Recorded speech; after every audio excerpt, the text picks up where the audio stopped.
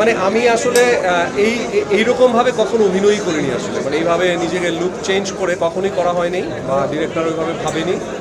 তো রাহেন রাফি ভাইয়ের সাথে যখন আমি প্রথম দেখা করলাম এটার জন্য ওনার অফিসে, তো দেখার পর উনি প্রথম শর্ত দিল যে চুল কেটে ফেলতে হবে। তো আমি তো ভাবলাম যে কোনো স্টাইলিশভাবে ছোটো চুল করা হবে হয়তো বা, তো সেইভাবে আমি বললাম যে ঠিক আছে, অসুবিধা নেই, আপনি একদিন সময় নেন, আপনি আমাকে জানান চুল ছোটো করবেন। তো আমি বললাম যে কি ডিসিশন দিলাম, আমি আপনার সাথে কাজটা করতে চাই।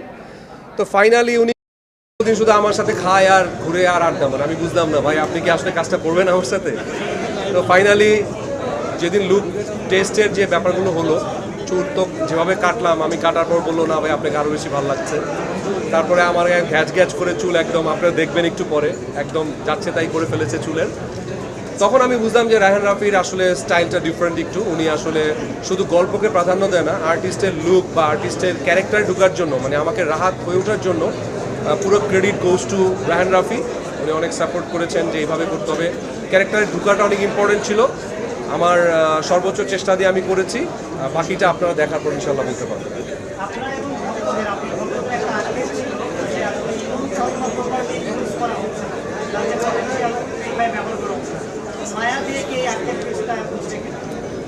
দেখেন, প্রথমেই বলি যে এটা কিন্তু তুফানের মতো কোনো ছবি না, তুফান না এটা। মানে এটা কিন্তু একটা পারিবারিক একটা গল্প কন্টেন্ট, তবে হ্যাঁ একটু ডিফারেন্ট অ্যাঙ্গেলে আমাকে দেখা যাবে। যে এটা যারা অভিনয় কেন্দ্রিক ছবিগুলো ভালোবাসেন তারা হয়তো হ্যাপি হবে যে নতুনভাবে দেখা যাচ্ছে এই মনকে।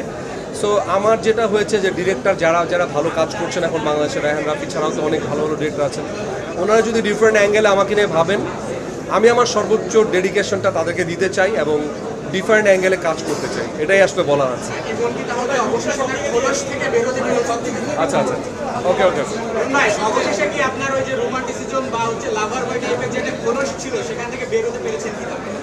বেরোতে পেরেছি ইনশাল্লাহ। মানে আপনারা, আমি নিজে আমার মনে হয় যে একদম পুরোপুরি বের হয়ে গেছি। আমার আসলে আপনারা আমার পাসওয়ার্ড মুভিটা দেখেছিলেন, আমি একটু অটিস্টিক ক্যারেক্টার করেছিলাম। তখন থেকেই চিন্তা করছিলাম যে মানুষ শুধু ওই রোমান্টিক আর শুধু হিরো মার্কা এখন আর ছবি চলে না আসলে, এখন একটু অভিনয় কেন্দ্রিক ছবিগুলো চলে। আমার পার্সোনাল যদি বলেন, আমার আমির খানকে খুব পছন্দ, অনেক ভার্সেটাইল একজন অ্যাক্টর। আমার ভিতরে যে ক্ষুধাটা আছে সেটা আমি আজ পর্যন্ত কাউকে দেখানোর সুযোগ পাচ্ছি না। তো রাফি ভাই আমাকে যেভাবে ভেঙেছেন, আমি আসলে এইভাবে ভাঙার জন্যই আসলে তৈরি হচ্ছি। সো চেঞ্জ পাবেন আসলে, এইটুকু সত্যি। মানে আমার যারা ফ্যান ফলোয়ার বা দর্শক যারা আছেন, যারা আমাদের অন্য হিরোরও ফ্যান ফলোয়ার আছেন, তারাও কিছুটা হলেও হ্যাপি হবেন ইনশাআল্লাহ। এবং অসম্ভব অর্গানাইজড এবং ভীষণ ইনভলভড। আমরা এই কাজটা করতে যাওয়ার অনেক কিছু শিখতে পেরেছি এবং এই জার্নিটা আমার জন্য মায়া, স্পেশালি মানে মায়া ক্যারেক্টারটা আমার কাছে অলওয়েজ অনেক অনেক স্পেশাল হয়ে থাকে।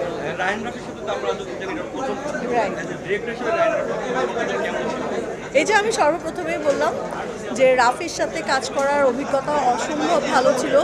মানে he is an excellent maker, এটা বলার কিছু নেই। সে ইতিমধ্যে তার অনেকগুলো কাজ আসলে মানুষ দেখেছে এবং মানে সেটা নিয়ে তার কোয়ালিটি নিয়ে কিছু আর বলার বাকি নেই। কিন্তু আমি বলবো, আমি কাজ করতে যে I was very much impressed ওর কাজের স্টাইল দেখে এবং ধরন দেখে, এবং সে শুটিংয়ের আগে পরে যে পরিমাণে সময় দেয় এবং গল্প নিয়ে যতটা ভাবে, এবং ওর উপস্থিত বুদ্ধি অনেক ভালো।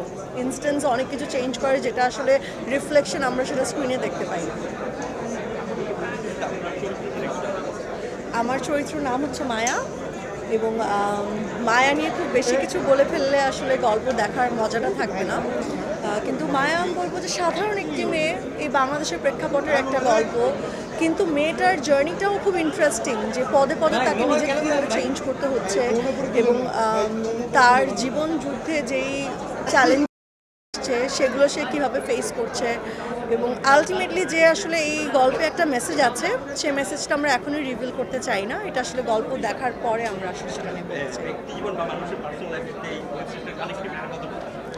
আমার মনে হয় অনেকেই এই গল্পের সাথে মিল খুঁজে পাবে, নিজের জীবন থেকে না হলেও তার আশেপাশে কোনো বা পরিচিত কেউ বা কোনো না কোনো একটা অ্যাঙ্গেলে কিছু না কিছু মিল আই এম শিওর খুঁজে পাবে।